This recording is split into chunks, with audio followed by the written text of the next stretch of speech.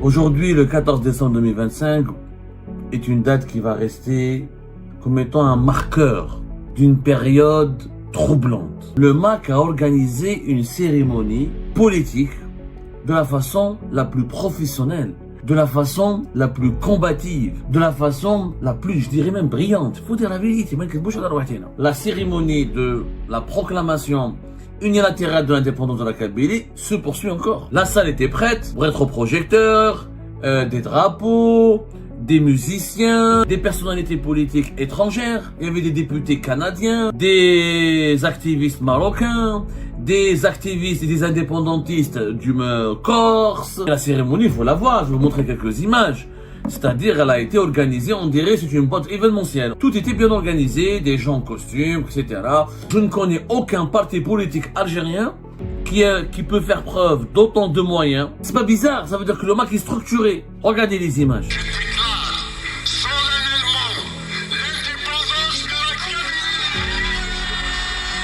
Financer une telle opération, il faut de l'argent. Louer une salle au niveau du palais des congrès de Versailles, il faut de l'argent. Vous allez me dire c'est les puissances étrangères qui lui donnent de l'argent. C'est encore pire. Aujourd'hui, le 14 décembre 2025, est une date qui va rester, peut-être pas dans les annales politiques de l'Algérie, mais une date qui va rester comme étant un marqueur d'une période troublante. Le marqueur d'une période dangereuse pour l'Algérie et pour sa stabilité et surtout pour son unité nationale.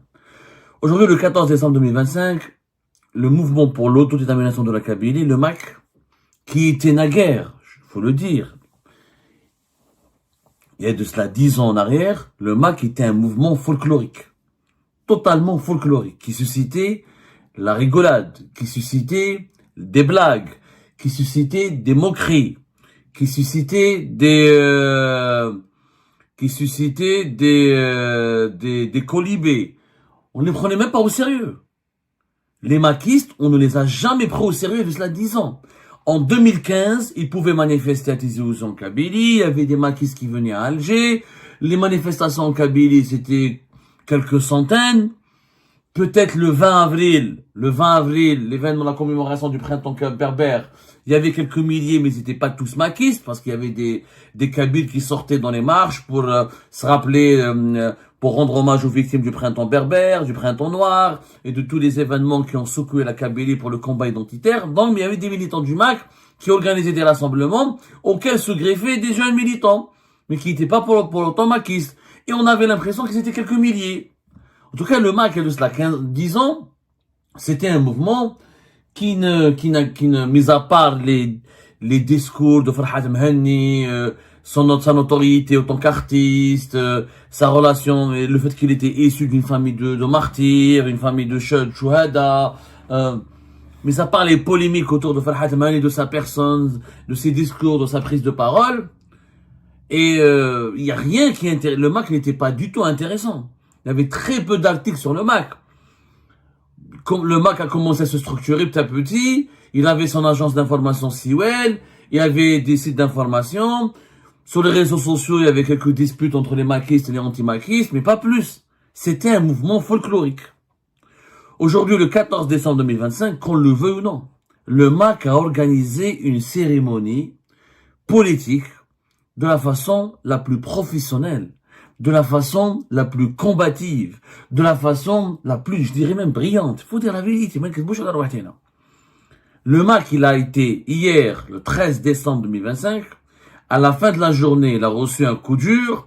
On lui a interdit de s'organiser son événement dans une prestigieuse salle située en face du château de Versailles. On l'a expliqué hier à travers plusieurs émissions. L'événement de la proclamation de l'indépendance unilatérale de la Kabylie était initialement prévu dans une salle qui devait abriter plus de 1200 invités et qui était située au cœur du palais le palais des congrès de Versailles. Un endroit très prestigieux qui nécessite un budget important. Louer une telle salle nécessite un budget important. En 24 heures, le MAC a changé de plan, puisque la préfecture des Yvelines, le préfet des Yvelines a interdit cette manifestation prétextant des risques élevés de troubles à l'ordre public. Le préfet, à mon avis, a totalement raison. Le MAC a changé.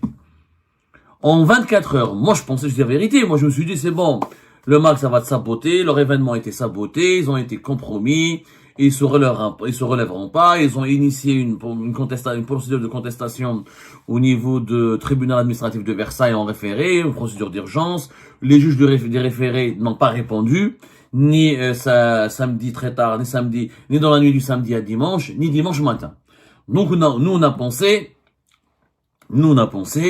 que voilà, que tout va bien se passer, que c'est bon, le MAC va abandonner, que tout va bien se passer pour les autorités algériennes, pour l'Algérie, pour les partisans de l'unité territoriale de l'Algérie, pour l'unité nationale de l'Algérie, que cette cérémonie n'aurait pas pu avoir lieu. Comment le MAC pourrait, en 24 heures, adopter un plan B? En réalité, le MAC a démontré qu'il était très bien organisé, très bien structuré, et qu'il avait prévu le coup, qu'il avait anticipé cette interdiction de sa manifestation et de sa cérémonie à Versailles.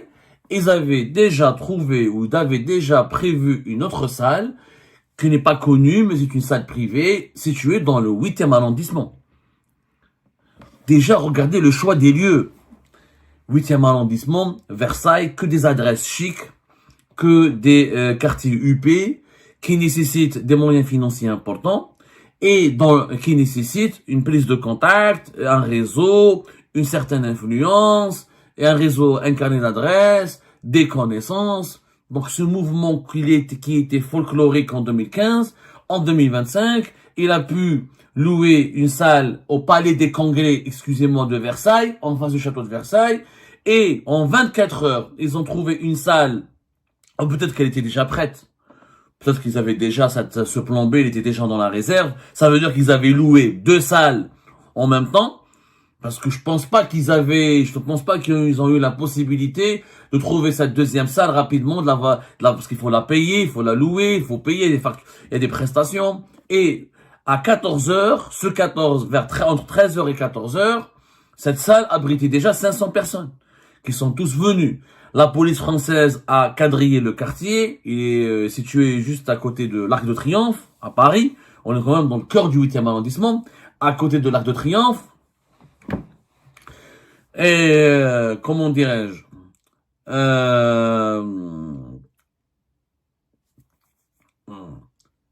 dispositif policier impressionnant, interdiction d'approcher d'entrer dans le quartier sans être contrôlé et fouillé par la police. La police française voulait absolument éviter tout débordement et gérer la zone et sécuriser toute la zone et la surveiller pour qu'il n'y ait pas d'affrontement entre des militants du MAC et des militants anti-MAC ou des militants pro-algériens ou des simples manifestants algériens qui sont anti-MAC. Donc, la police nationale française elle a fait son boulot. Protéger l'ordre public et la sécurité du voisinage et démobiliser les équipements publics et la sécurité du quartier. À 14 heures, quand la cérémonie a commencé, elle se déroule aujourd'hui, à ce moment-là, à l'heure où je vous parle, à l'heure où j'enregistre cette émission, et à l'heure où nous allons la mettre en ligne, la cérémonie de la proclamation unilatérale de l'indépendance de la Kabylie se poursuit encore. La salle était prête, rétroprojecteurs, des drapeaux, des musiciens, la salle était déjà aménagée, une scène, des personnalités politiques étrangères, il y avait des députés canadiens, des activistes marocains, des activistes et des indépendantistes du Corse, il y avait des activistes français, j'ai pas vu d'élus. Par contre, le seul peut-être rattache pour le MAC, c'était prévu qu'il y ait des sénateurs et des parlementaires français qui devaient être là au palais des congrès de Versailles. Ils n'étaient pas là, ils n'étaient pas présents. Visiblement, j'ai pas encore tout bien vérifié parce que la cérémonie, elle est encore en cours. Peut-être qu'il y a eu des députés français qui sont venus en catimini ou des élus français qui sont venus en catimini et n'ont pas pris la parole. Par contre, on a vu des activistes canadiens, marocains et des activistes corses qui ont pris la parole. Cette organisation, cette adaptation à la manière avec laquelle le MAC s'est adapté très rapidement. avec beaucoup de célérité, face à une interdiction qui lui a été imposée par les autorités françaises. Et malgré cela, la cérémonie a pu avoir lieu. Et la cérémonie, il faut la voir, je vais vous montrer quelques images. C'est-à-dire, elle a été organisée, on dirait c'est une boîte événementielle. On dirait que le MAC a recouru au service d'une boîte événementielle, etc., ou d'une boîte de communication. Tout était bien organisé, des gens en costume, etc. Je ne connais aucun parti politique algérien qui peut faire preuve d'autant de moyens et d'autant de, comment dirais-je, de logistique, etc., pour pouvoir gérer un tel événement. Mais c'est quand même bizarre. C'est pas bizarre, ça veut dire que le MAC est structuré. C'est bizarre par rapport à l'image, par rapport à ce qu'on connaissait du MAC en 2015. Ce n'est plus un mouvement folkloriste qui existe uniquement sur les réseaux sociaux et qui est uniquement, comment dirais-je, et qui est uniquement organisé autour de la personne de Farhat Mahani. Et ils ont juste un site internet SeaWell, quelques lives sur les réseaux sociaux, et de temps en temps il y a une nouvelle génération de dirigeants du MAC, une nouvelle génération des militants du MAC. Le MAC a de plus en plus d'amis étrangers, au Canada, en France, au Maroc, en Israël. Il y a pas mal de députés israéliens et de personnalités politiques israéliennes qui ont soutenu le MAC. En Grande-Bretagne, le MAC a tissé sa toile, il s'est structuré. Le MAC a tissé sa toile, il s'est structuré. Rien à dire. Il s'est structuré. Le MAC est devenu une machine politique redoutable. Regardez les images.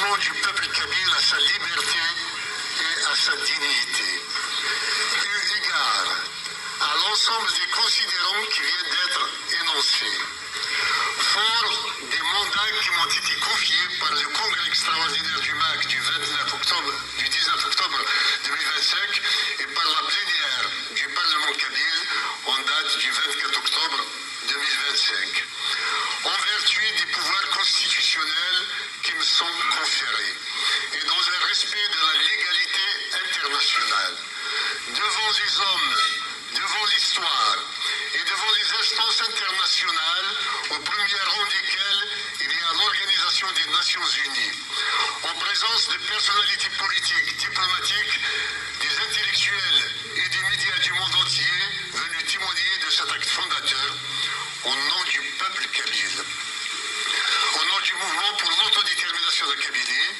et au nom de l'ANAVA, du gouvernement kabyle en exil.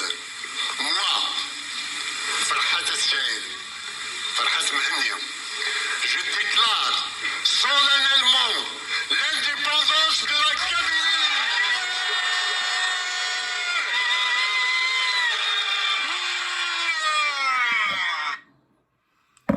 Vous allez me dire, mais Abdou, n'importe qui pour louer une salle, ramener des drapeaux, ramener de la musique, un micro, et raconter n'importe quoi, et raconter des bobards, et proférer des mensonges et des conneries. En 2015, j'aurais peut-être dit oui. Mais aujourd'hui, c'est lui qui va dire ça, c'est qu'il est malhonnête. Non, ce n'est pas n'importe qui, en 24 heures, va trouver une deuxième salle après avoir fait l'objet d'une interdiction décidée par les autorités françaises. Et c'est pas n'importe qui peut organiser un tel événement en fédérant des personnalités, en invitant des personnes qui viennent du Canada jusqu'au bout du monde, d'Israël, du Maroc, et de Corse et de plusieurs autres régions de France. Et c'est pas n'importe qui peut mettre en place une telle logistique. Et c'est pas n'importe qui, quelqu'un qui peut utiliser un argumentaire, faire élaborer. Le MAC a élaboré un discours politique. Le MAC est devenu aujourd'hui une organisation politique structurée. Voilà ce que ça signifie le 14 décembre. Là, c'est pas la déclaration d'indépendance de la Kabylie qui m'inquiète. On sait très bien que cette déclaration n'a aucun sens. Elle n'a aucune valeur. Sur le plan juridique, comme sur le plan diplomatique, elle n'a aucune valeur. Elle a juste de la valeur sur le plan médiatique et sur le plan politicien. C'est-à-dire qu'elle confère au MAC aujourd'hui une force de frappe. L'événement du 14 décembre 2025, alors qu'on pensait que le MAC, c'est bon, il est compromis, il a été placé hors jeu, il a été mis hors jeu, hors circuit, il a été éjecté, il a été empêché par les autorités françaises, éjecté, maintenant empêché par les autorités françaises de déclarer, d'organiser sa cérémonie phare, on pensait qu'il allait essuyer une défaite. mais il n'a pas été défait. Il n'a pas été défait, au contraire. Le MAC, il capitalise à chaque fois qu'on lui interdit de faire quelque chose, il ressort un plan B ou il ressort de l'autre côté, comme je disais, à chaque fois, le MAC, il a une alternative. Ça veut dire qu'il a une base militante qui est là, qui travaille sur le terrain. Et qu'il a il a des relations avec des réseaux étrangers, institutionnels, non institutionnels, partisans, non partisans, et qui commence à avoir des finances. Parce que financer une telle opération, il faut de l'argent. Louer une salle au niveau du palais des congrès de Versailles, il faut de l'argent. Vous allez me dire, c'est les puissances étrangères qui lui donnent de l'argent. C'est encore pire. Mais pourquoi une puissance étrangère, quelle que soit son identité, irait donner de l'argent au MAC? C'est parce qu'elle a vu dans le MAC un outil de pression, un outil d'influence, une arme qu'elle pourrait utiliser contre l'Algérie. Auparavant, personne, aucune puissance étrangère, ni aucune entité étrangère n'aurait pu percevoir le MAC comme étant une arme ou comme étant une entité sur laquelle il faut investir. Le MAC, aujourd'hui, il est allé loin. Il est allé très très loin. Et il a profité des erreurs et des bêtises de régime Tebboune. Aujourd'hui, on doit se mobiliser pour sauver notre pays face à ces mouvements radicaux, face à ces idéologies radicales qui, elles, se structurent, ces mouvements se structurent. Et encore une fois, le fait, la persécution bête et méchante, la politique de terreur qui a été exercée par le régime Tebboune contre le MAC et ses militants, et les confusions et les amalgames qui ont été entretenus par cette politique de propagande, cette politique de terreur, et l'élaboration d'une stratégie machiavélique qui est uniquement basée sur la répression, sur les emprisonnements, sur comment terroriser les familles les plus proches et tous les membres des familles de l'entourage des dirigeants du MAC a magistralement échoué. Le MAC n'a pas été affaibli pour une raison simple. On ne réprime pas, on ne persécute pas une idée comme ça avec sans qu'il y ait des conséquences. Il fallait dès le départ considérer le MAC comme une menace politique et apporter une réponse politique. Aujourd'hui, le MAC, il a démontré qu'il est structuré. En face du MAC, il n'y a plus aucune structure politique qui est capable de faire comme le MAC. Est-ce que le LCD en Algérie peut organiser un tel événement à Tizi Ouzou, ou à Bchaya ou là à l'étranger? Est-ce que le LCD a une base militante comme le MAC? J'en doute. Est-ce que le FFS il a la capacité d'avoir 2 salles en France, à l'étranger, etc. en 24 heures? J'en doute. Est-ce que le LCD ou le FFS peuvent avoir, par exemple, des amis au sein des parlements étrangers? J'en doute. Avant, oui. À l'époque de Bouteflika, le LCD et le FFS ont été les barrages contre le MAC. Ont été vraiment de véritables barrages qui barraient la route au MAC en Kabylie. Aujourd'hui, la route, elle est libre pour le MAC. Le régime Tebboune a détruit toutes les formations politiques. Il a détruit tous les mouvements politiques crédibles. Il a emprisonné tous les élites. Il a clochardisé toutes les élites. Il a détruit, il a ruiné la scène politique algérienne. Après, le MAC, wahdo sur le terrain. À partir du moment où il a le terrain entièrement pour lui, le MAC a su comment l'occuper.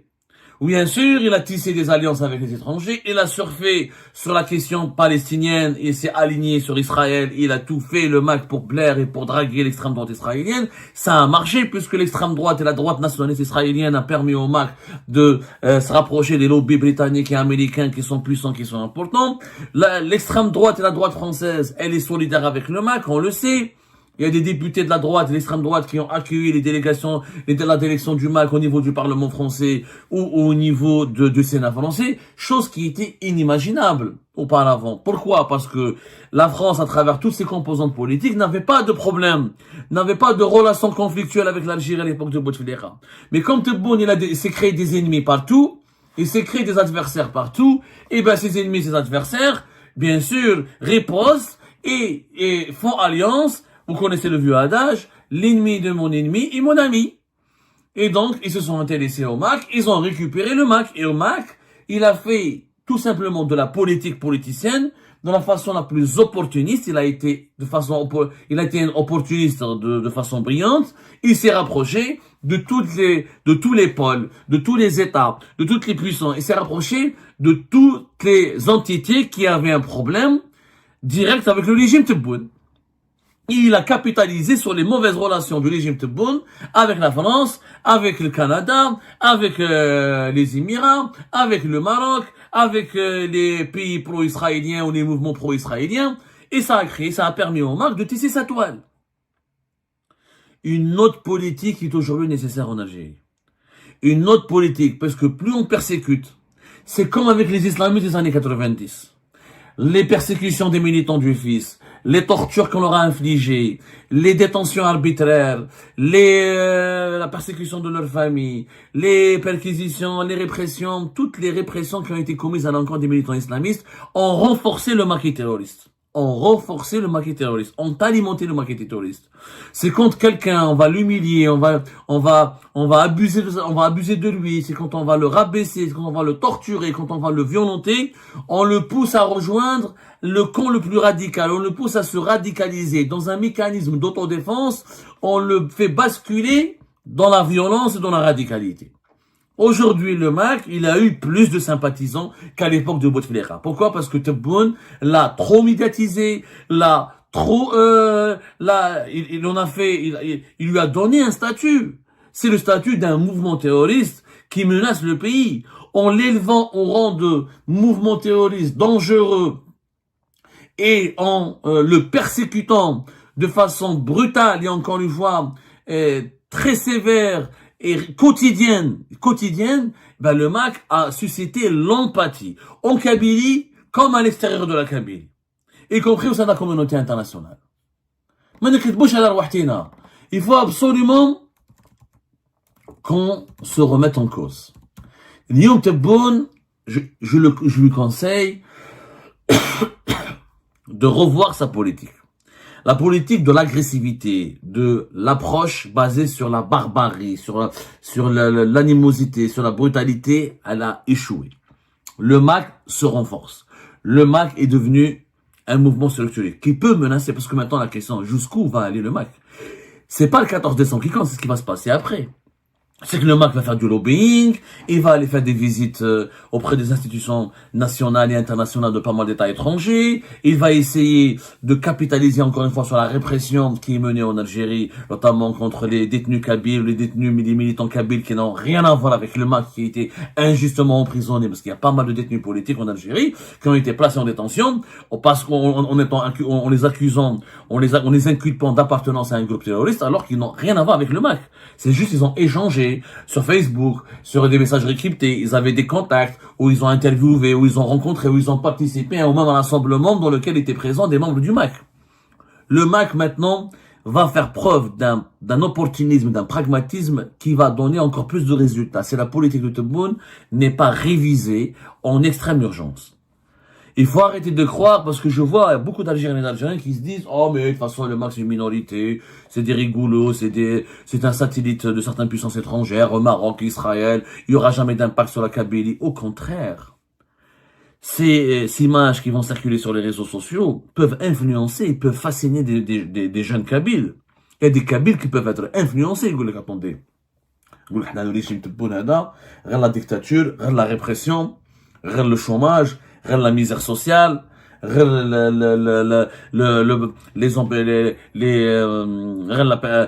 emprisonnements arbitraires, les arrestations. Alors que le MAC, lui, il traîne avec les Canadiens, avec les Israéliens, avec les Occidentaux. Ils ont des belles salles en France, ils ont des militants, ils se parlent librement. Le MAC est en train de respirer la liberté, là où le régime algérien respire la dictature, la répression et le désespoir. Et là, des jeunes risque de céder à la tentation séparatiste. Il faut vraiment ne pas sous-estimer le danger. À un moment donné, quand tu es désespéré, quand tu vois pas les horizons, quand on ne voit pas des perspectives prometteuses pour son avenir, on se tourne vers les tendances politiques ou les idéologies radicales parce que elles ont des réponses. Le MAC, il apporte des réponses. Il est en train de dire aux Kabyles, l'avenir de la Kabylie sera plus radieux, plus brillant, que de rester rattaché à l'Algérie. Mais le régime algérien, il dit quoi? Il répond par quoi? Il répond par des clips de propagande, et la répression, et les arrestations, et la violence, et la torture. Génial. C'est pas comme ça qu'on va convaincre les gens de ne pas céder à la tentation séparatiste.